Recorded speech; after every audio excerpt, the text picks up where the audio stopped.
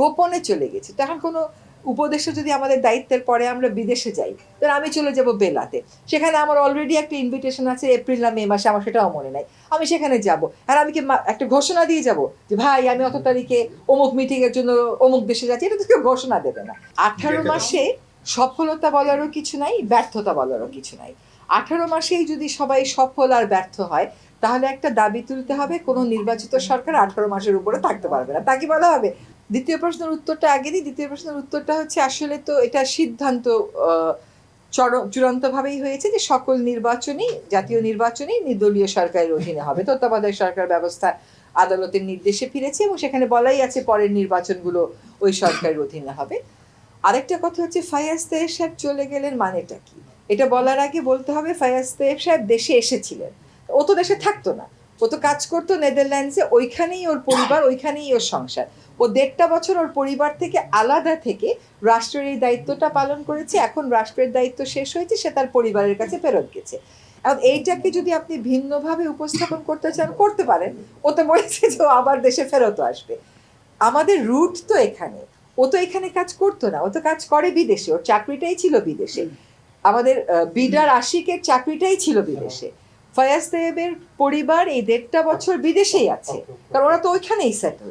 ও ওই কাজটা ছেড়ে দিয়ে এখানে এসে রাষ্ট্রের দায়িত্বটা পালন করে গেছে।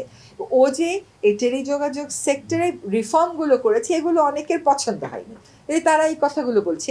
গোপনে চলে গেছে। তখন কোনো উপদেষ্টা যদি আমাদের দায়িত্বের পরে আমরা বিদেশে যাই, তাহলে আমি চলে যাব বেলাতে, সেখানে আমার অলরেডি একটা ইনভিটেশন আছে এপ্রিল না মে মাসে, আমার সেটাও মনে নাই, আমি সেখানে যাব। আর আমি কি একটা ঘোষণা দিয়ে যাব যে ভাই আমি অত তারিখে অমুক মিটিংয়ের জন্য অমুক দেশে যাচ্ছি? এটা তো কেউ ঘোষণা দেবে না।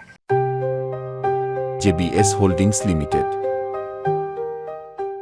এগুলো হচ্ছে কি, দেশে একটা একটা গ্রুপ আছে যেটা সব কিছুতেই একটা নাটকীয়তা, একটা ওটাকে কি বলে, একটা উত্তেজনা তৈরির চেষ্টায় থাকে। এটা তারই প্রয়াস, এটার সাথে বাস্তবতার কোনো সম্পর্কই নেই।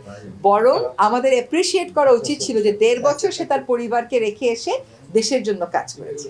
শুনুন, 18 মাসে সফলতা বলারও কিছু নাই, ব্যর্থতা বলারও কিছু নাই। 18 মাসেই যদি সবাই সফল আর ব্যর্থ হয়, তাহলে একটা দাবি তুলতে হবে, কোনো নির্বাচিত সরকার 18 মাসের উপরে থাকতে পারবে না, তা কি বলা হবে? নির্বাচিত সরকাররা 5 বছর সময় নেয় কেন? একটা কাজ পরিকল্পনা করে শুরু করতেই তো সময় লাগে 6-7 মাস। ছোট ছোট কাজ, বড় কাজ তো 1.5-2 বছরের আগে বাংলাদেশের যে সিস্টেম, তাতে শুরুই সম্ভব না। আমি বলবো, আমি আমার সর্বোচ্চটুকুন চেষ্টা করেছি। সফলতা ব্যর্থতার খতিয়ান আমি নিজের থেকে দেব না, জনগণ যেভাবে মূল্যায়ন করে সেভাবেই মূল্যায়ন করবে। আমরা এসেছিলাম আসলে একটা দুর্যোগপূর্ণ সময়ে, সংকটময় সময় আমাদেরকে বলা হয়েছিল দায়িত্ব নিতে, ফলে আমরা দায়িত্ব নিয়েছি, আমরা দায়িত্ব পালন করেছি। এবং আমরা কেউই 1.5 বছর তো 1.5 বছর, আমাদের মধ্যে অনেকেরই 2টা মন্ত্রণালয় 3টা মন্ত্রণালয় সামলাতে হয়েছে, কারণ আমরা একটা আপদকালীন সংকটময় সময় হাল ধরার জন্য হাল ধরেছিলাম। আমরা আমাদের সামর্থ্য মতন চেষ্টা করেছি, এবং আপনারা এটা জাজ করবেন যে আমরা কতটুকুন কাজ শুরু করে দিয়ে যেতে পেরেছি। আমি নিশ্চিত যে পরবর্তী সরকার এটাকে গুরুত্বের সাথে নিয়ে যেখানে যেখানে সংশোধন করার করবে।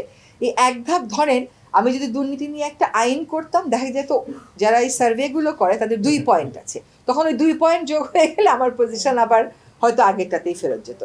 ইম্পর্টেন্ট হচ্ছে যে আমরা যেখানে আছি সেখান থেকে যেন আমাদের উন্নতি ঘটে, আমরা আর নেমে না যাই।